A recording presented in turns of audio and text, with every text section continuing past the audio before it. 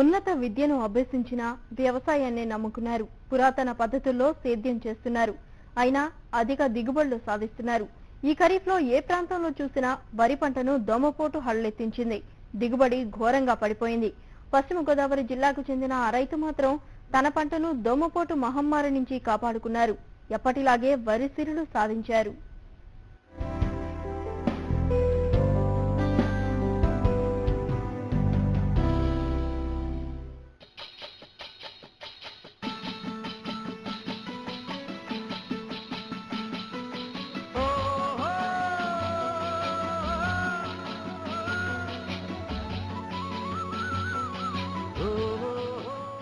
పశ్చిమ గోదావరి జిల్లా దెందులూరు మండలం సీతంపేట కొత్తగూడెం గ్రామానికి చెందిన సతీష్ బాబు పీజీ వరకు చదువుకున్నారు.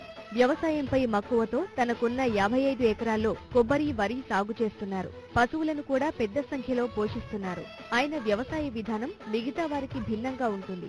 ఏటా 10 ఎకరాల పొలంలో ఏమీ పండించరు. ఆ ఖాళీ ప్రదేశంలో పశువులను కడతారు.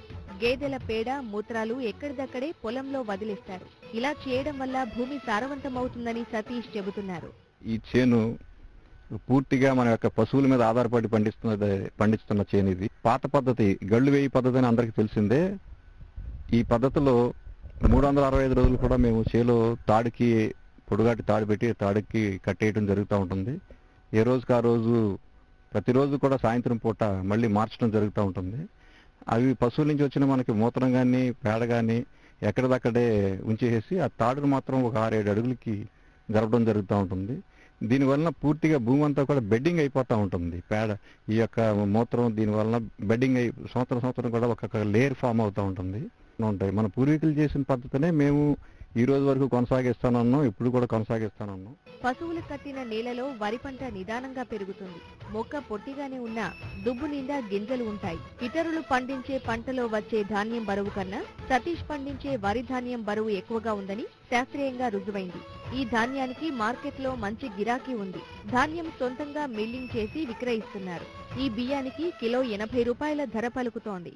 పంట దిగుబడి మనం తీసుకున్నట్టయితే నేను 96లో వ్యవసాయానికి వచ్చిన కానీ ఈ రోజు వరకు కూడా 27 బస్తాల నుంచి 31 బస్తాల వరకు వస్తా ఉంది. మా దాంట్లో ఉన్న గింజ బరువు మిగతా దాంట్లో ఉన్న గింజ బరువు లెక్కేసుకుంటే 40% వరకు తేడా వస్తుంది. ఈ మధ్యకాలంలో మనం ఈ ఉత్తరాంధ్ర నుంచి కనుక ఇక్కడ దాకా చూసుకుంటే దోమ పోటు అనేది బాగా ఆశించి అంతా కూడా నష్టం చేయడం జరిగింది. కానీ మీరు చూస్తున్న ఈ ఫీల్డ్ ఎక్కడా కూడా ఒక్క దోమ కూడా ఒక్క కర్రకు కూడా ఎక్కడ ఎఫెక్ట్ కాలేదు. నిలకడలేని శాస్త్రీయ పద్ధతుల కన్నా కూడా ఈ పద్ధతే మేలని నేర్పించి నేను కాకుండా మా పిల్లలు కూడా దీన్నే ఆప్ చేసుకునే విధంగా దాన్ని తయారు చేసుకుంటా ఉన్నాము. సతీష్ బాబు అనుసరిస్తున్న సనాతన సాగు విధానం జాతీయ స్థాయిలో జరిగిన వరి పరిశోధన సదస్సుల్లో ప్రధాన ఆకర్షణగా నిలిచింది. ఇటీవల హైదరాబాద్ లో నిర్వహించిన డైరెక్టర్ ఆఫ్ రైస్ రీసెర్చ్ సదస్సులో ఉత్తమ రైతు అవార్డు అందుకున్నారు. అంతర్జాతీయ సదస్సులో ఈ విధానాన్ని వివరించడానికి ఆహ్వానాలు అందుతున్నాయి. వచ్చే నెల చైనాలో బీజింగ్ లో జరిగే సదస్సుకు సతీష్ వెళ్లనున్నారు.